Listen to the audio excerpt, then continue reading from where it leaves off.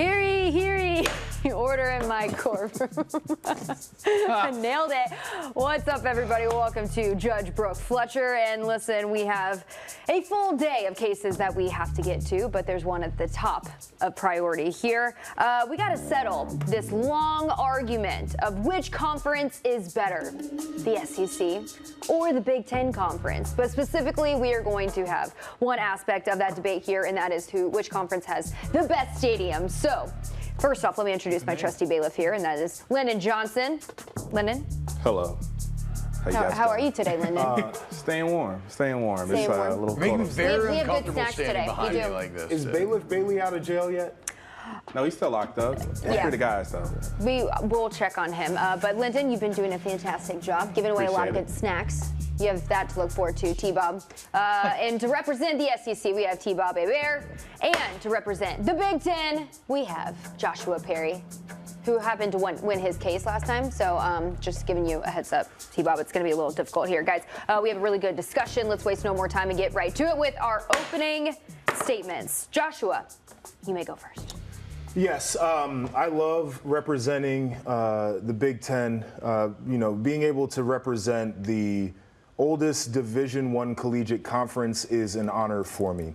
Let's get into these stadiums. So just to characterize what we're working with here, we have 3 of the top 5 largest stadiums in the world. They're the 3 largest in the United States of America. We have 4 of the top 10 largest in America, including one of the most iconic venues in sports, and that would be the Rose Bowl, a new addition for us. Many traditions reside at these stadiums. You have the whiteout at Penn State, jump around at Wisconsin. They will kill the broadcast to make sure that they can capture that. You've got the wave at Iowa. Who does not like to empower and inspire sick children? The people of Iowa absolutely love that. And if you hate it, you're a bad person. Keep that in mind, Judge. You have Script, Ohio in the Horseshoe. And of course, a Rose Bowl game, again, at one of the most iconic venues in the sport. On top of that, some of these stadiums, you're right there on the field. At Michigan State Spartan Stadium, the sidelines are so close, you run out of bounds and you might break your neck. Okay, similar thing there at Iowa. You got fans throwing beer cans down onto the field. Husky Stadium, Autzen out west, some of the loudest stadiums in the country. And then you've got some of the smaller ones. Of course, Ryan Field, RIP, was a smaller one. You've got Indiana, Maryland, Rutgers. And one of the beautiful things that happens there is the stadiums are taken over by the opposing teams. You can make an away game a home game, and I think that's a fun quirk about the Big Ten. I rest my case. All right, T-Bob? Your Honor, my compatriot here used a lot of words, but not a lot of substance. So allow me to keep things nice and simple here. Now, as we know down in the South, bigger is better. And while he may claim the 3 largest overall, he ignores a couple of key facts. First of all, let's look at the number of stadiums that each conference has under 60,000. Just 1 for the SEC, 6 for the Big Ten. Well, let's bump it up to 60K. How many stadiums are over 60K? 15 for the SEC, 12 for the Big Ten. 80K, the SEC has 9. The Big Ten comes in with 6. And even your vaunted 100,000 number that you love to parade around so much, 5 100,000 seat stadiums for the SEC to just a measly 3 for the Big Ten. So as you can see, Your Honor, it's quite simple. It's not even to get into the weather. Who wants to be freezing and bundled up and playing games at noon when you could be in the sun wearing shorts, streaking all day, maybe even doing a little swimming, a little tailgate jacuzzi on the way. So it's quite frankly not even close. The Big Ten is respectable, but the SEC clearly is the superior conference of stadiums. All right, good opening statements. There's still time if you want to work a Midwest accent in there, Joshua. It's one of the nastiest accents in the world, so I'm going to keep my neutral accent here. I thought that was pretty good. You know, Mr. Hebert made some really good points. I think it is valid. All of the things that you said were factual, and I cannot argue that. But one thing I will say is the argument was built off of geography and size alone. All he talked about is the location. It's warm and it's sunny. You got to freeze in the Big Ten. That's part of the allure, the home field advantage, if you will, because those sissies from down south will not come up to the Big Ten to play a game. How about that Objection. one? Oh, My turn. Order.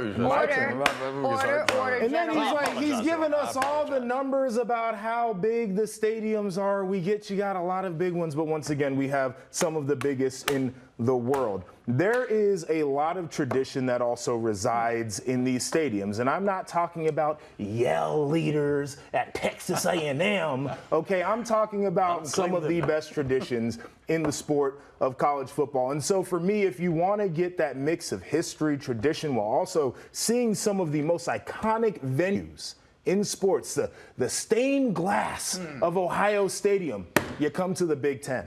Now, the only problem I have here, GP, is you sit here and you prattle on about tradition, and yet the next sentence, you try to claim the Rose Bowl. A Pac-12 stadium that just done join your conference this year, sir. There's a strong Big Ten connection to the Rose Bowl. Let's be perfectly clear. No, because you play there once a year. Get that. That is UCLA Stadium, so let's sir, be and you know perfectly that. clear. What about the hedges? What about Death the Valley? Those Auburn women I saw disappear into the bushes after the kick six. Never to be found again. That's tradition. We found one of them. I'm right here. I was lost, but I am found. That's it? That's it? Oh, yes. I'll rest my case, Your Honor. As you can see, we hold these truths to be self-evident. The SEC is the premier conference of stadiums. That's good. All right, gentlemen. Great job.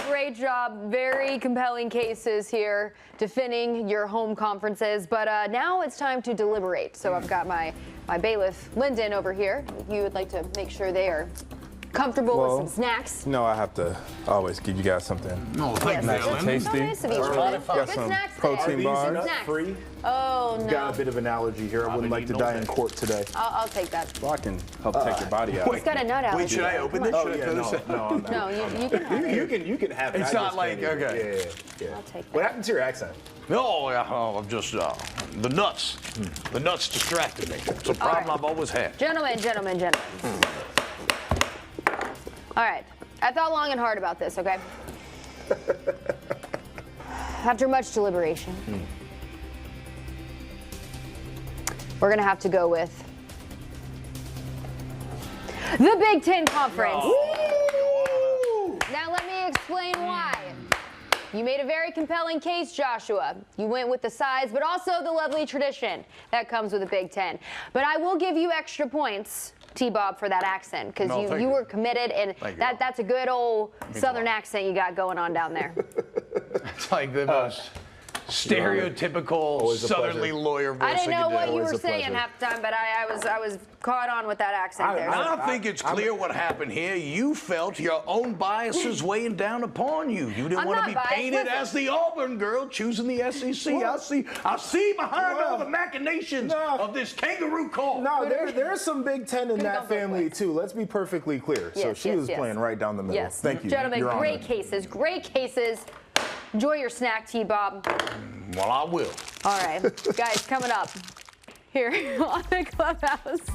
There are two games for the Timberwolves have embarrassed the defending champs, but will we see Minnesota sweep? We get you all the answers with a round of cap or no cap. And come test your sports knowledge right here on the Stadium app and compete in our sports games for the opportunity to win a share of nearly $500 in prizes that Stadium is giving away every single month. All you got to do is download the app, play, and win. More Clubhouse coming up next.